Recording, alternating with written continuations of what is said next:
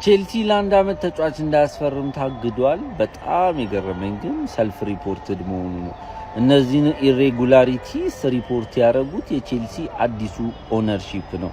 በምስሉ ላይ የምታዩት እነ ቶድ ቦይ እና ያው ክሊር ሌክ ኮንሰርቲየም ማለት ናቸው። እና ከዚህ በፊት ጥፋቱን ያጠፋው የነ አብራሞቪች አስተዳደር ነው። ከ2011 እስከ 2018 የነበረ ኢሬጉላሪቲስን ወይም ደግሞ ፋይናንሻል ሚስማቾችን ሪፖርት ያልተደረጉ ሂሳቦችን ምናምን ነው እና እሱን ነው እንዲያጣራ ለፊፋም ለፕሪሚየር ሊጉ ለኤፍኤም ሪፖርት ያደረጉትና አንድ አመት ትራንስፈር ባን ተደርጓል። ግን አሁን ክረምት ያዘዋውራሉ። በሁለት አመት ውስጥ ነው አፕላይ የሚደረገው ይመስለኛልና ምን ታስባላችሁ? አንዳንዶች ቅጣቱ የቀነሰው ሰልፍ ሪፖርት ስለሆነ ነው እንጂ ከዚህም በላይ ዳሜጅ ያስከትል ነበር ብለዋል።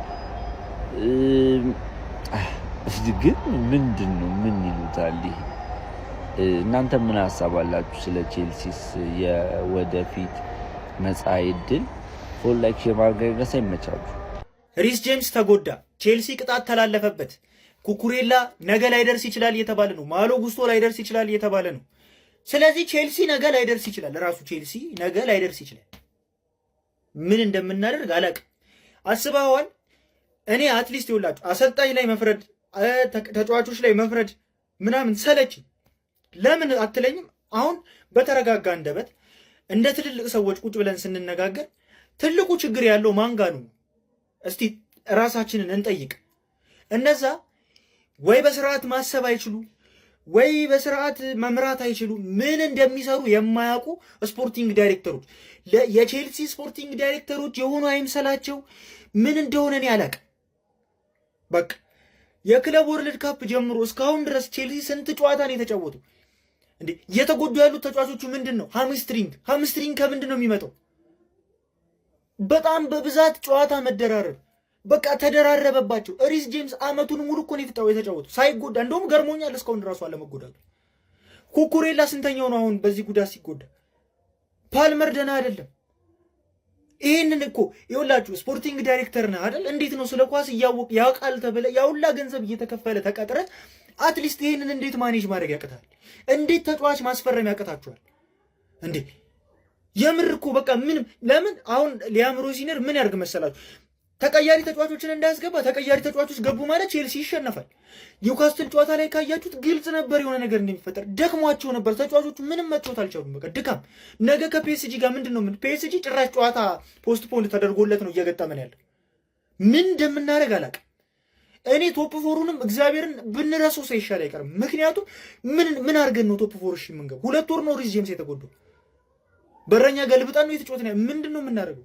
ሁለት መልካምና መጥፎ የሆኑ ሰበር የእግር ኳሳዊ መረጃዎች በይሳት ላካፍላችሁ። መጥፎው ዜና ለሰማያዊዎቹ ቼልሲዎች ሲሆን መልካሙ ዜና ደግሞ ለቀይ ሰይጣኖቹ ማንቸስተር ዩናይትዶች ነው።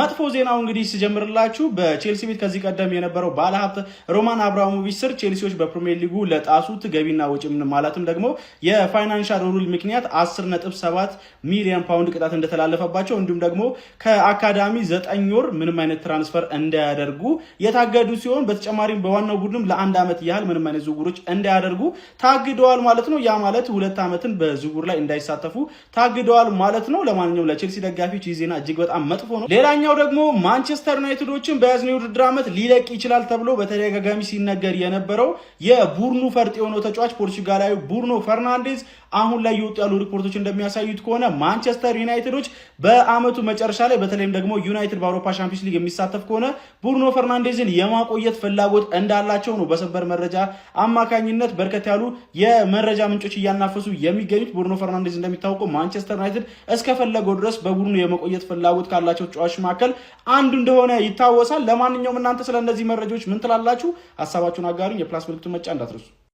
10.7 ሚሊዮን ፓውንድ እና ለ2 ዓመታት ሰስፔንድ የተደረገ የዝውውር እገዳ ተጥሎበታል ቼልሲ እና ደግሞ ለ9 ወራት ምንም አይነት የአካዳሚ ትራንስፈር እንዳያደርግ ነው የተላለፈበት። ዛሬ ሰበር ዜና ነው ባይዘው የምነግራችሁ። ቼልሲ ተቀጥቷል። የተቀጣው ደግሞ አሁን ያሉት ባሉካዎች በሰሩት ስራ አይደለም። ከ2011 እስከ 2018 አብራሞቪች በነበረበት ጊዜ በአብራሞቪች የባለቤትነት ዘመን ከቡክ ውጪ ወይንም ደግሞ ፊት ለፊት ከተዘገበው ውጪ በድብቅ የሚከፈሉ ክፍያዎች ላይ ሪፖርት አደራረግ ላይ ችግር አለ ተብሎ ይሄ እንዴት ነው የሚስጥር ክፍያዎች አሉ ማለት ነው። ትራንስፈሮች ምናምን ሲደረጉ ለኤጀንት ለምናን ለመደለያ ለማባበያ ምናምን የሚከፈሉ የጉቦ የምናን ክፍያዎች አሉ በሚል ነው። ያንን ደግሞ ሪፖርት ያደረጉት ባይገርማችሁ የሆነ እንደዚህ አይነት አከፋፈል አለ አካውንቲንግ ላይ ችግር አለ ብለው ሪፖርት ያደረጉት የአሁኖቹ ባለኮች ናቸው እና ከዩኤፋ ጋር በ10.7 ሚሊዮን እንደዚህ ተስማምተው የሆነ እንትን ዲል አድርገው ነበረ። የ2 ዓመት የትራንስፈር ለ2 ዓመት ሰስፔንድ የተደረገ ግን የ1 ዓመት የትራንስፈር ባን ተደርጎባቸዋል። እኔ ግን ይህን ሁሉ ነገር እያወራሁ ያለሁት አሁን ተደስቼ ምናምን አይደለም። ድብን ያለ ሌባ ክለብ አውቃለሁ 100 ምናምን ክስ ያለበት ግን እንደፈለገ የሚዘንጥ አይቀርም።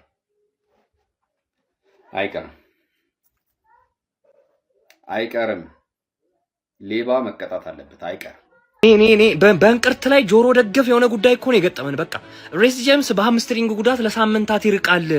እኔ አሁን የፒኤስጂ ጨዋታ ምናምን ይቆይ 3 ጎል ይዞ የሚመጣውን ፒኤስጂ ካምባክ ምናምን ይቆይ። የቻምፒዮንስ ሊግ ስፖቱን ለማግኘት እንደ ሬስ ጄምስ ያለ ተጫዋች ያስፈልገናል። አበቃ በጉስቶ መቀጣቀጥ እኔ አላምነውም። ገባ የሚታመን ተጫዋች አይደለም። ተቀያሪ እንኳን የለንም። ችግሩ እሱ ነው እና ቼምፖንግ ምናምን አሁን በቃ ማንዬ በዚህ ሰዓት የሚያስፈልገን ተጫዋች ነበረ። 20ኛ ከ2020 ከገባ በኋላ 10ኛ ጉዳቱ እንደው የሆነ እኮ ቀለል ብሎለት ነበር እኮ ሰላም ሆኖ ነው ተመለሰበት። ይሄ ምንም ድክም ያለ ዜና በዚህ ሰዓት እኮ ጆሮ ሁላ መስማት የማይፈልገው ዜና። አሁን እስከ መቼ ምናምን እንደሆነ ፉል የታወቀ ነገር የለም። ሲታወቅ እስኪ ምን ይሆናል ደግሞ። አረ ወይ ይሄ ሰውዬ መቼ ነው ከጉዳት የሚርቀው? ቆይ አረ ተቃጠልኩ እኮ በጨዋታም በጉዳትም ልሰቃይ ወይ እንዴ! 1 ዓመት በስርዓት ያለ ጉዳት አይጫወትም።